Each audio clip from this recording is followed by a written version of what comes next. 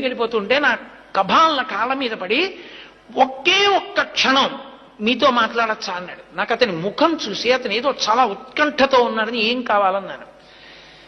మీరు చెప్పినంత నమ్మకంతో నిలబడితే వెంకటేశ్వరుడు పిలుస్తాడా దర్శనానికి అన్నాడు.